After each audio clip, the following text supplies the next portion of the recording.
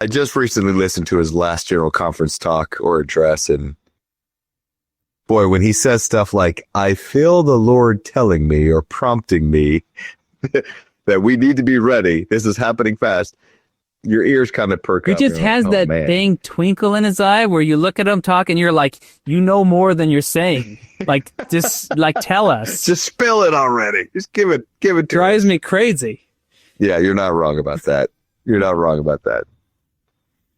Well, the Lord's scourge shall pass over day and night and shall vex all people. I feel like this is happening. Like, I think you could interpret this as something that's very literal and think of it as a very, maybe like a literal war and bloodshed or that kind of thing. But I feel like this is very much a spiritual scourge that we're talking about here. And I do think that we're in the thick of it. Like this idea that all people are going to be vexed by the scourge, the Lord's scourge on the earth. Like, I feel like this is, if anything, this might be the direct consequence of the restoration happening.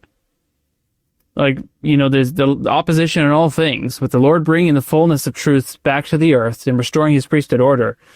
The world, by natural law, has to respond in kind. Babylon has to respond in kind. And the increased righteousness on the earth invariably produces increased iniquity. And I feel like that's the Lord's scourge. Like, it's not that the Lord is causing, wants this to happen. It's just the natural cause and effect of righteousness existing on the earth. And the natural consequence of righteousness is the opposition and that fullness of wickedness, of iniquity.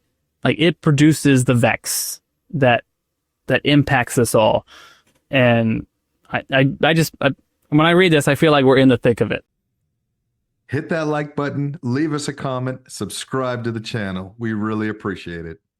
They may seem like little things, but liking, commenting, it helps the algorithm push our content out to more people. So it's our small way of sharing the gospel in a social media age.